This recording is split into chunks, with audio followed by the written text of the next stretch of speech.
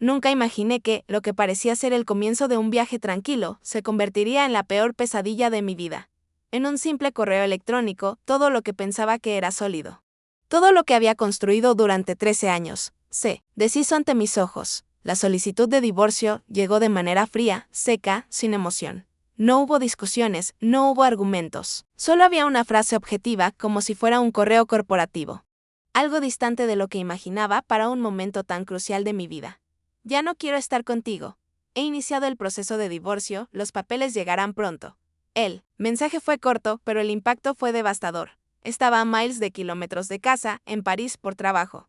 Mi marido, Javier, había decidido que ya no quería saber nada de mí, pero no terminó ahí. Ya había vaciado nuestras cuentas conjuntas. Todos nuestros años de trabajo, nuestros ahorros, nuestros planes de futuro fueron transferidos a otra cuenta, y, como si eso no fuera suficiente, ya estaba viviendo con otra mujer en nuestra casa, la casa que yo compré, la casa que él decía que era nuestra, sentada en esa habitación de hotel en París. Miré el correo electrónico por segunda vez, pero esta vez, las palabras ya no me hacían temblar. Era la rabia que estaba creciendo dentro de mí, una rabia controlada, porque, en el fondo, sabía que él no me había derrotado. No, solo había subestimado a la persona con la que estaba tratando. Pero antes de continuar, quiero saber desde dónde me estás escuchando. Déjame un comentario, me encantaría saber hasta dónde está llegando mi historia. Vamos a seguir, porque lo que descubrí, después de abrir ese correo electrónico, bueno, eso es lo que cambiará todo. Me llamo Ana Paula, tengo 44 años. Soy ingeniera y llevo más de 2 décadas trabajando en el área. Mi matrimonio con Javier, aunque aparentemente feliz, siempre tuvo sus tensiones, pero nunca imaginé que llegaría a este punto. Siempre me enfoqué en mi trabajo, en los viajes y, por supuesto, en Javier, quien fue mi compañero durante todo este tiempo. Lo conocí en 2010. En una barbacoa en casa de una amiga. No fue amor a primera vista, pero algo en él me llamó la atención. Era relajado, divertido y tenía una forma muy cautivadora de hablar. Estaba terminando la universidad en administración y, a pesar de ser sencillo, tenía un brillo en los ojos cuando hablaba de sus planes para el futuro. Me contó que necesitaba trabajar como recepcionista en un hotel para poder pagar la universidad. Era un chico con metas. Aquellas conversaciones al final de la tarde se convirtieron en noches enteras y meses después estábamos casados. Los primeros años de matrimonio fueron como una luna de miel. Él siempre estaba allí, preguntando por mi trabajo, interesándose por mis viajes y por los proyectos de ingeniería en los que estaba trabajando. Decía que estaba orgulloso de mí, pero las cosas cambiaron poco a poco, de una manera muy sutil, como si empezara a verme menos como la mujer con la que se casó y más como alguien que estaba demasiado ocupada para estar presente en su vida. Y yo, en mi ingenuidad, intentaba encontrar excusas para los signos que se acumulaban. El distanciamiento, los comentarios sobre que debía conseguir un trabajo normal, los pequeños gestos de impaciencia con mis viajes y compromisos. Trataba de ignorarlo todo porque, en el fondo, quería creer que él todavía estaba allí, que aún le importaba. Pero poco a poco me di cuenta de que lo que antes parecía una sociedad sólida, ahora se estaba desintegrando con el tiempo. Los pequeños cambios se convirtieron en grandes distancias. Fines de semana separados, encuentros con amigos que nunca conocía, viajes de trabajo, donde él se mostraba cada vez más ausente, distanciándose de mí, con excusas que siempre parecían vacías. Comenzó a inscribirse en gimnasios caros, a cambiar su estilo y a alejarse de todo lo que teníamos juntos. Yo, por otro lado, seguí centrada en mis responsabilidades. Cada viaje de trabajo, cada proyecto de ingeniería estaba creciendo, conquistando el mundo. Pero cuando volvía, lo que encontraba era un hombre distante. Alguien que, por más que intentara comprender, parecía desconectarse de mí. Él decía que estábamos bien, que no necesitábamos terapia, pero yo sentía que me ignoraba. Sentía el dolor de saber que mi matrimonio ya no era lo que pensaba que era. Cuando me dio ese abrazo en el aeropuerto, la última vez que nos despedimos, lo supe, algo no estaba bien, algo estaba roto entre nosotros. Pero lo ignoré. Me fui a Francia, centrada en el trabajo, tratando de dar lo mejor de mí, aún creyendo que tal vez, cuando regresara, todo volvería a la normalidad. Lo que no sabía era que lo peor estaba por venir. Cuando llegó el correo electrónico, parecía solo otro gesto frío de una persona que se había desconectado completamente de mí. Pero, en el fondo, me hizo ver la verdad que no quería aceptar. No fue solo el fin de mi matrimonio. No fue solo la traición. Fue el golpe que él estaba intentando darme, el golpe de vaciar nuestras cuentas, de llevarse todo lo que yo había logrado sola, de destruir mi confianza. Pero él no sabía con quién estaba lidiando. No sabía que no soy una mujer que entra en pánico, soy una mujer que planea. Y ahora tenía un nuevo plan. Un plan que, al final, demostraría que él había cometido el error de subestimarme. No iba a permitir que me robara la vida. No de esa forma. Entonces, quédate conmigo, porque te contaré cómo todo esto se desarrolló, y cómo lo que parecía ser el fin de mi historia fue, en realidad, el comienzo de un nuevo viaje. Ahora, más fuerte que nunca, en ese momento. Estaba tan llena de ira que sentía que podría explotar en cualquier momento. Pero no. Sabía que tenía que ser más inteligente que eso. Había pasado 13 años de mi vida al lado de Javier, invirtiendo tanto de mí misma, mi energía, mi confianza. No iba a permitir que me destruyera así. Con un simple correo electrónico y la traición de todo lo que habíamos construido juntos. No, no era una mujer que se entregaba al dolor. Era una mujer que planeaba. En esos primeros minutos, sola en mi habitación de hotel en París, con el portátil abierto frente a mí y el mensaje de Javier aún visible en la pantalla, lo primero que hice fue respirar hondo. Parecía que mi mente corría a 1000 por hora, pero mi educación siempre me enseñó a mantener la calma, a pensar antes de reaccionar. Recordé algo que mi madre siempre me decía: no dejes que el dolor del momento te ciegue. Respira y mira a tu alrededor. Lo que ves puede ser la clave para tu próximo movimiento. Cerré el portátil. No necesitaba mirar ese mensaje una vez más. Necesitaba claridad, no ira. En el fondo, sabía que él había cometido un error. Me subestimó. Y si hay algo que he aprendido a lo largo de mi vida, es que nadie puede subestimarme sin pagar las consecuencias. Pero lo que él no sabía era que, mientras vaciaba nuestras cuentas y llevaba a su nueva novia a nuestra casa, yo ya había comenzado a planear todo. El tiempo que pasaría en Francia no sería tiempo perdido. Al contrario, sería el momento perfecto para hacer lo que fuera necesario para asegurarme de que él pagara por lo que había hecho. El primer paso fue, claro, asegurarme de que no estuviera completamente desamparada. Recordé todas las veces que él me dijo que debería conseguir un trabajo normal, como si mi carrera fuera algo despreciable. Pero mi carrera no era solo mi trabajo. Era mi identidad, mi vida, cada proyecto de ingeniería, cada viaje que hice a otro lugar, cada nuevo paso en mi profesión. Eso me daba independencia, y no iba a permitir que él me lo quitara. Sabía que lo más importante en ese momento era la seguridad financiera. Necesitaba asegurarme de que, cuando todo se resolviera, no estuviera sin nada. Eso significaba empezar a mover las piezas, crear un plan que, si era necesario, me permitiría reconstruir mi vida desde cero. Llamé a mi banco, pedí acceso a nuestras cuentas. Me di cuenta rápidamente de que él ya había hecho transferencias grandes. Y las fechas eran claras, había comenzado a mover el dinero justo después de mi partida. Pero algo que él no sabía era que yo había guardado copias de todos los documentos esenciales. La escritura de la casa estaba solo a mi nombre, gracias a un programa especial para profesionales liberales. Tenía los papeles que probaban que la casa era mía. No podía simplemente tomar todo eso para sí. Fui más allá. Alquilé un pequeño trastero en un lugar discreto al otro lado de la ciudad. Sabía que jamás se daría cuenta. Empecé a trasladar lentamente, sin prisas, pero de forma continua, los bienes de valor sentimente, el reloj de oro de mi abuela, las joyas que mi padre me dio, las fotos familiares que eran todo para mí. Nada de lo que él pudiera llevarse o destruir. Poco a poco fui apartando todo lo que él intentaría tomarme, sin hacer ruido, sin levantar sospechas.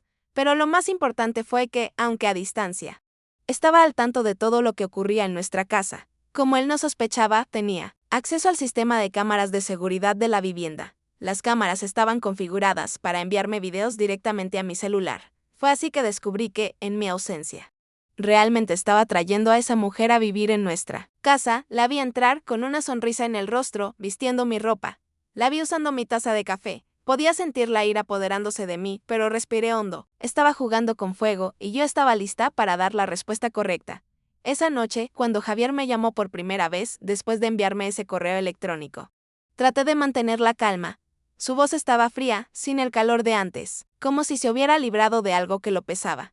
Me preguntó sobre mi trabajo como si no hubiera pasado nada, pero sabía que él estaba ansioso. Estaba esperando que yo reaccionara. Y, por un momento, pensé en confrontarlo, pero algo dentro de mí me dijo que esperara. Él estaba cometiendo errores, y yo podía usarlos en su contra más tarde. Quería que se hundiera aún más en ese error para que fuera demasiado tarde cuando se diera cuenta de lo que estaba haciendo. Con el tiempo, las llamadas se hicieron más espaciadas. La comunicación se volvió más fría. Cuando intentaba llamarlo, él ya estaba ocupado. Ya no me preguntaba sobre mi viaje, sobre mis días. Como antes. Pero yo sabía. Estaba tratando de convencerse a sí mismo de que estaba haciendo lo correcto, de que estaba haciendo lo mejor para él, pero yo no iba a ser una víctima. No lo sería. Fue entonces que, después de algunas semanas, surgió la primera gran señal. Una transferencia de casi 50.000 euros se hizo de nuestra cuenta conjunta a una cuenta que no reconocía. El saldo de la cuenta cayó drásticamente. Sabía que él se estaba aprovechando de mi ausencia. Pero no sabía que tendría la osadía de hacerlo tan rápidamente. Era hora de actuar. Ya no iba a esperar pasivamente. Sabía que él estaba preparando algo, pero lo que él no sabía era que yo estaba mucho más adelante. Me subestimó. Pensó que me atraparía desprevenida, pero yo estaba lista. Esa noche, lo que hice fue simplemente acceder a las cámaras de seguridad. Y lo que vi me hizo el corazón detenerse por un segundo. Javier y Keral estaban dentro de nuestra casa, riendo. Sentí un nudo en la garganta, pero no era dolor, era claridad. Todo lo que necesitaba para actuar estaba allí, frente a mí. Y fue eso lo que me hizo darme cuenta. No me había engañado completamente. Había hecho un movimiento tan torpe, tan visible, que no lo sabía, pero estaba cavando su propia tumba. Ahora, él estaba jugando sus cartas y yo ya tenía la mano ganadora. Lo que él no sabía. Y lo que nunca podría haber previsto es que ya no estaba sola en esta batalla. Ya tenía las piezas correctas. La guerra recién comenzaba. Estaba lejos de casa, pero, de alguna manera, parecía que mi casa ya no era la misma. Cada detalle de esa casa ahora me parecía una amarga memoria. Un reflejo distorsionado de lo que alguna vez fue un hogar. Y mientras Javier y Keral jugaban a construir una vida juntos en mi lugar, el dolor dentro de mí se estaba transformando en algo más poderoso. Ya no estaba sufriendo. Estaba enfocada. La verdad es que, a lo largo de todos esos años, aprendí que lo más peligroso no era el dolor de ser traicionada. Lo más peligroso era dejar que la ira y la desesperación se apoderaran de mí. Eso, sabía, sería el fin. No quería ser una víctima. No. No estaba dispuesta a ser recordada como la mujer que fue dejada atrás y derrotada por un hombre que pensaba que me conocía. Olvidó algo. Yo era una mujer con inteligencia, con estrategia, con paciencia. Pensó que podría desecharme y seguir con su vida, pero no sabía que, mientras él se divertía con Keral, yo estaba poniendo todo en su lugar. Sabía que Javier, por más inteligente que fuera, sin duda subestimaba mi capacidad de actuar. Y, por eso, en el momento adecuado, decidí actuar. Cuando vi la transferencia de casi 50.000 euros, el dolor dio paso a un sentimiento de claridad. Ya no era sufrimiento, ya no era desesperación. Ahora, él estaba cometiendo un error fatal. Ese dinero era solo otro pedazo de evidencia que necesitaba. Él pensaba que tenía el control. Pero estaba cavando su propia tumba y yo solo esperaba. El momento de dar el golpe final, ese fue mi punto de inflexión. Ya no iba a esperar pasivamente a que él se destruyera. No soy una mujer que se sienta y observe mientras otro intenta tomar todo lo que me pertenece. No.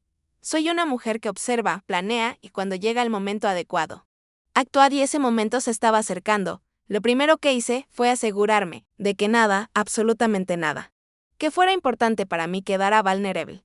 Ya había guardado los documentos y los objetos valiosos. Pero lo que más me preocupaba ahora eran mis derechos legales sobre la casa y las cuentas bancarias. Necesitaba más pruebas.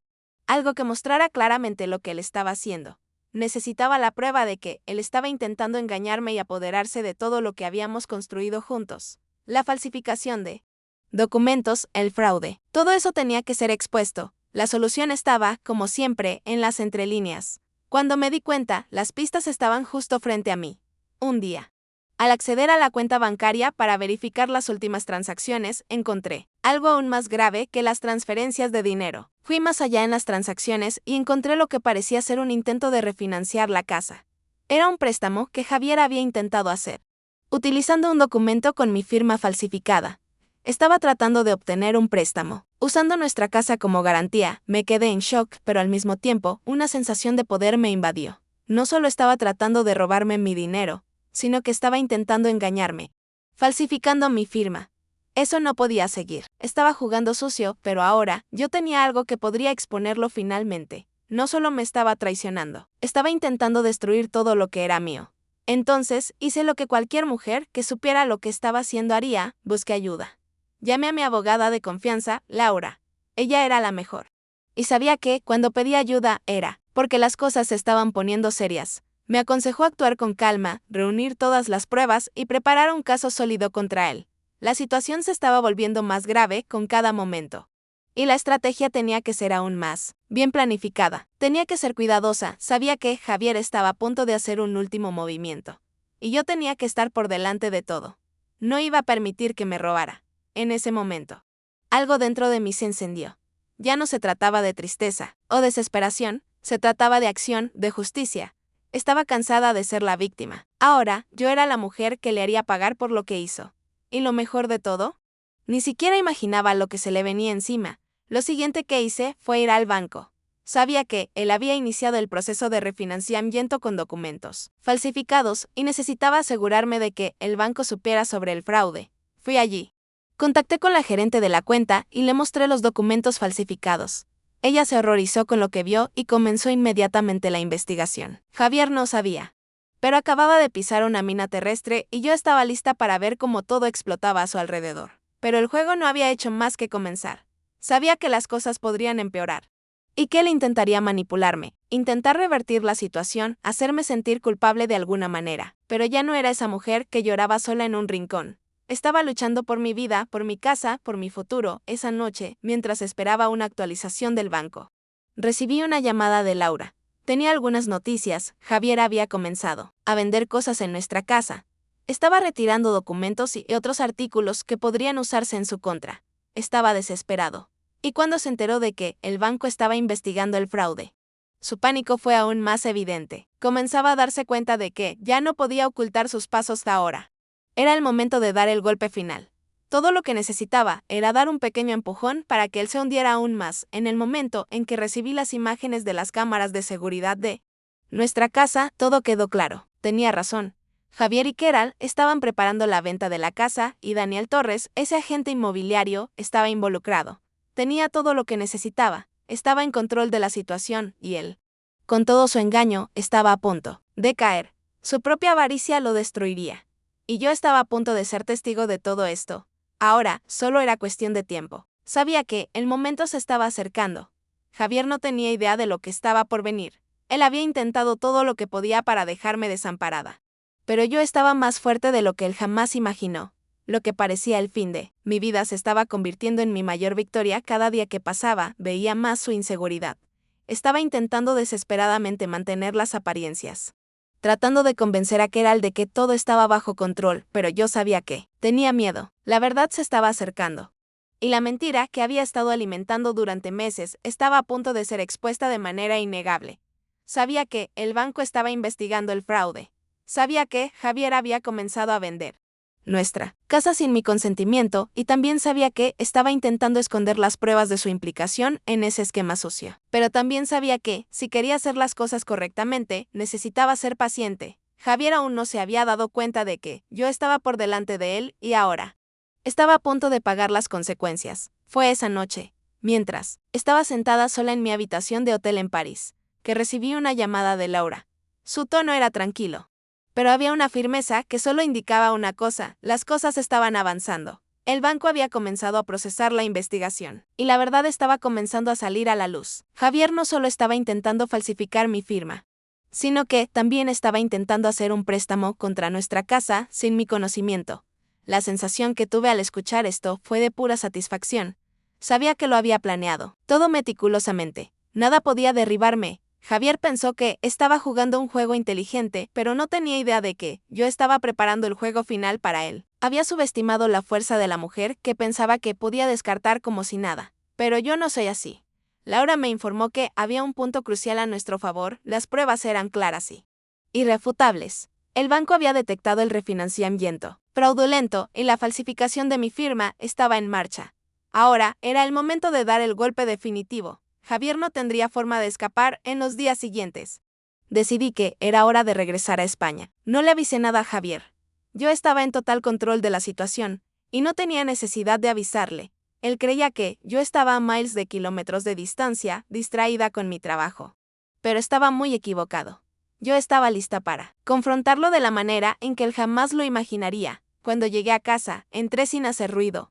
Fui al banco y encontré a la gerente que estaba manejando la investigación. Le mostré todos los documentos que había reunido, las transferencias fraudulentas, los papeles falsificados y el refinanciamiento no autorizado. Ella se sorprendió al darse cuenta de la magnitud del fraude y comenzó inmediatamente a trabajar para congelar el proceso de refinanciamiento, pero lo más importante fue lo que sucedió después. Tenía las pruebas necesarias para exponerlo públicamente y legalmente. Javier había firmado un acuerdo de refinanciamiento usando mi identidad, tratando de vender la casa sin mi consentimiento. Pensó que sería fácil ignorarme y salir impune, pero no contaba con que yo estaba 3 pasos adelante de él. Con la ayuda de la gerente del banco y de Laura, me puse en contacto con la Policía Nacional. La investigación se intensificó rápidamente. Yo no quería venganza, quería justicia. Lo que él había hecho no era solo una traición personal. Era un fraude, y no quedaría impune. Durante la investigación, descubrimos que Javier estaba, en realidad, involucrado en un esquema mucho mayor que involucraba a otras familias de profesionales que viajan por trabajo, como yo. Él y Keral estaban trabajando con Daniel Torres, el agente inmobiliario, para vender casas fraudulentamente, robando recursos a personas como nosotros. En el momento en que Javier recibió la noticia de que la Policía Nacional estaba investigando el fraude, entró en pánico. Lo vi en sus ojos cuando me llamó, intentando disimular el miedo en su voz. Sabía que su juego había terminado y que se había involucrado en algo mucho más grande de lo que podía controlar. Pero lo más satisfactorio fue lo que ocurrió después. 2 días después, la policía arrestó a Daniel Torres, el agente inmobiliario, y a Keral. Fueron detenidos y las pruebas en su contra eran irrefutables. Javier intentó distanciarse de toda la situación, alegando que había sido manipulado por Keral. Pero la verdad estaba a la vista. Ya no tenía dónde esconderse. Javier llegó a un acuerdo con la policía, aceptando devolver todo el dinero robado y confesando la falsificación de los documentos. La casa, que él pensaba que iba a vender sin mi consentimiento, me fue devuelta, y él perdió cualquier derecho sobre ella. Al final, no solo perdió lo que pensaba que era suyo, sino que también se vio alejado de su libertad. Keral, su amante, fue sentenciada a 8 años de prisión por fraude y conspiración, y Daniel Torres recibió una pena de 12 años por fraude y robo de identidad. No necesité venganza, porque la justicia hizo su trabajo. Javier, quien alguna vez fue mi compañero, ahora era un hombre solo, sin nada. Yo había recuperado todo lo que era mío por derecho: mi casa, mi dignidad, mi libertad y, lo más importante, mi paz. Estaba de vuelta en control de mi vida, y nada más podría impedirme seguir adelante. Nunca imaginé que mi vida tomaría este rumbo. Desde el momento en que Javier me envió ese correo electrónico, mi mundo dio un giro de 180 grados. Me vi en un lugar que jamás imaginé estar, en medio de una traición tan profunda que me hizo cuestionar todo lo que pensaba saber sobre él, sobre mí, sobre lo que era capaz de soportar. Pero, al final, tal vez eso era lo que necesitaba, el empujón que me hizo ver quién soy realmente y lo que soy capaz de hacer cuando me niego a ser una víctima. Durante tanto tiempo, pensé que el final de mi matrimonio sería el final de mi felicidad, que esa separación me definiría. El dolor de ser traicionada, de ser dejada atrás, me hizo dudar de todo, yo, que siempre estuve tan enfocada en mi carrera y en mi futuro. Me vi consumida por la incertidumbre, por la pérdida de algo que parecía sólido.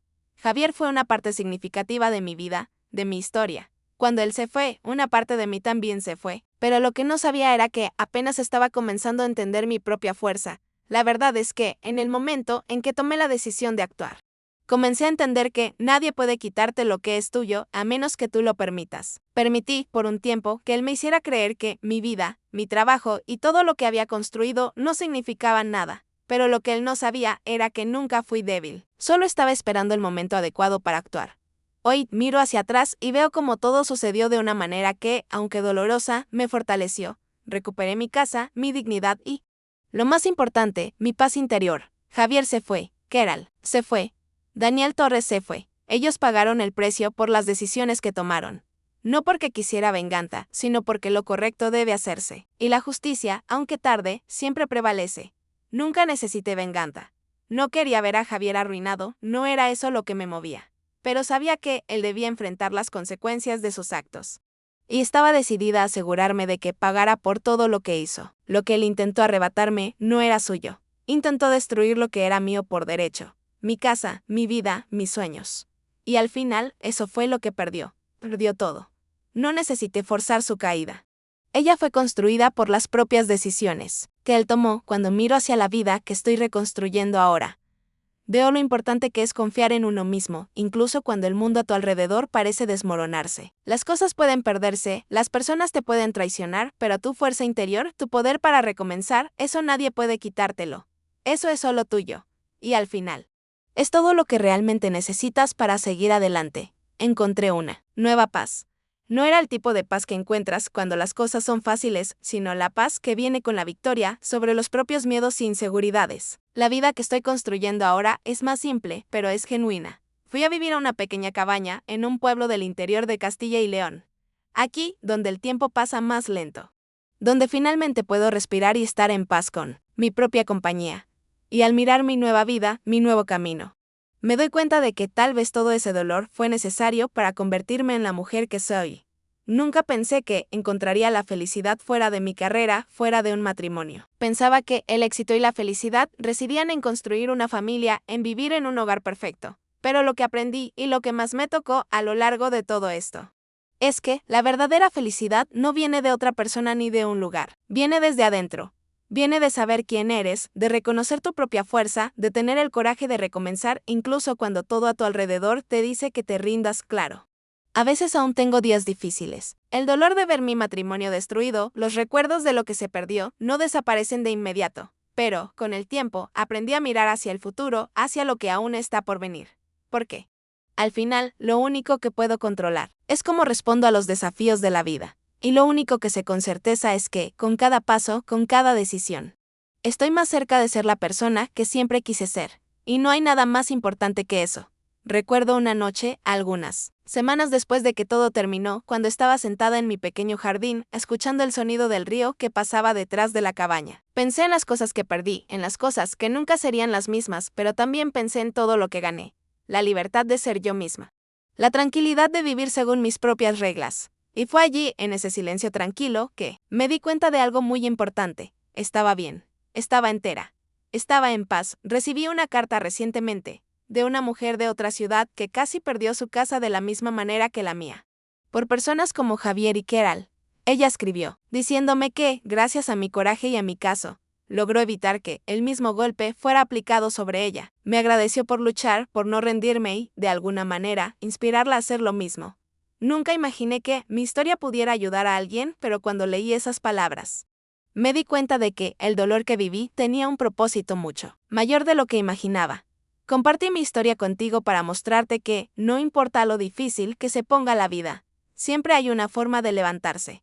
Tienes más fuerza de la que imaginas. Y cuando se trata de luchar por lo que es tuyo, recuerda, no hay fuerza más grande que la fuerza de una mujer decidida a no dejarse destruir. Porque, si persistes, si sigues luchando, algún día mirarás atrás y verás hasta dónde has llegado. Y eso será la verdadera victoria de ahora. Quiero saber de ti, ¿qué piensas de mi historia? ¿Has pasado por algo parecido o conoces a alguien que haya pasado por una situación similar?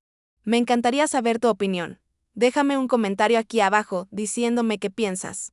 Y si te gustó esta historia, no olvides darle like y suscribirte al canal para escuchar más historias de superación y fortaleza. Porque, juntos, podemos inspirarnos unos a otros y recordar que somos más fuertes de lo que pensamos. Recuerda, siempre habrá algo más allá de lo que puedes ver. Ahora, nunca pierdas la esperanza. Lo mejor aún está por venir. Y tu viaje hacia la libertad comienza con el primer paso.